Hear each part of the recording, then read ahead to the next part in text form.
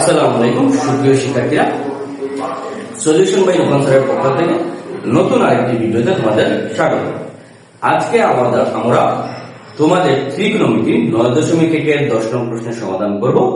যেহেতু এখন তোমাদের প্রশ্নের সংক্ষিপ্ত প্রশ্নগুলো আসে, যেহেতু আলাদা একটি বিভাগ আছে সংক্ষিপ্ত প্রশ্ন, তাহলে সংক্ষিপ্ত প্রশ্নের জন্য এই 10 নম্বর প্রশ্নটি খুবই গুরুত্বপূর্ণ। সংক্ষিপ্ত প্রশ্নের এই 10 নম্বর প্রশ্নটি বা এই ধরনের প্রশ্নগুলা খুব বেশি আসে।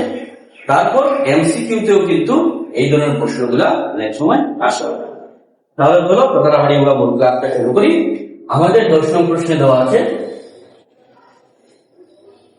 10a = √1 - sin square a। কি দেওয়া আছে? 10a = √1 - sin square a। Equal to আমরা কি আসবো? sin। 10a = √1 - sin square a equal to আমরা কি নিয়ে আসবো? sin a। তাহলে চলো আমরা সমাধানটা শুরু করি। আমাদের বাম পক্ষ দেওয়া আছে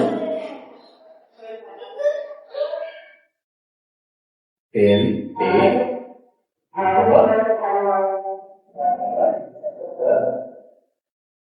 তাহলে যখনই আমাদের কোন একটা অঙ্কের সমাধানটা আমরা শুরু করব, তখন আমরা ফার্স্টে যে জিনিসটা লক্ষ্য করব যে বাম পক্ষের অনুপাত এবং ডান পক্ষের অনুপাতটা সেম আছে কি না।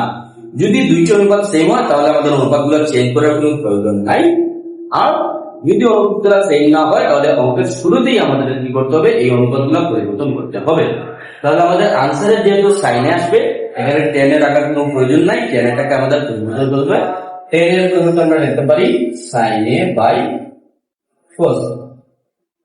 তাহলে 10 এটাকে পরিবর্তন করে ফেললাম। পরিবর্তন করে কি লিখবো? sin a by cos। যেহেতু আমাদের আনসারে 10 এ নাই, আমাদের 10 এর রাখার কোনো প্রয়োজন নাই। এখন এইখানে √1 - sin square a আছে। আমি প্রথম ক্লাসেই বলেছিলাম যারা সূত্র ভালো করে মুখস্থ করবা ত্রিকোণমিতি তোমাদের কাছে খুব সহজ হবে। এখানে দেখো √এর নিচে একটা সূত্র আছে 1 - sin square। তাহলে চটপট কমেন্টে বলো তো 1 - sin square সমান সূত্রটা সূত্রটা কি দেখি, কে বলতে পারো? তাহলে 1 - sin square সমান সূত্রটা হচ্ছে cos square a। আমরা সূত্রটা মুছে দেই, cos square a sin a by cos a থাকবে। sin a by cos a টা তার জায়গায় থাকবে।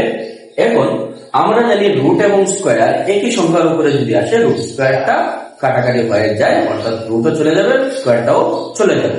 যেহেতু এখানে cos এর উপরে স্কয়ারও আছে, রুটও আছে, তাহলে রুটের স্কয়ারটা কাটাকাটি হয়ে যাবে। এখানে রুটও থাকবে না, স্কয়ারও থাকবে না, শুধু থাকবে কি? cos a। তাহলে উপরে একটা cos a আছে, নিচে একটা cos a আছে। আমরা জানি ভগ্নাংশের গুণের সময় উপরে নিচে সেম জিনিস থাকলে তারা কাটাকাটি হয়ে যায়। এখন বলতে পারে যে স্যার এখানে তো শুধু cos আছে, এটা উপরে কিভাবে বুঝবো? প্রত্যেকটা সংখ্যার নিচে একটা 1 আছে। এখানে কেউ নাই, সেখানে কে থাকবে? 1। তাহলে এটার নিচে 1 আছে, cos এটা উপরে আছে। উপরে নিচে cos কেটে যাবে, থাকবে শুধু কত? sin a। এই আমাদের নাম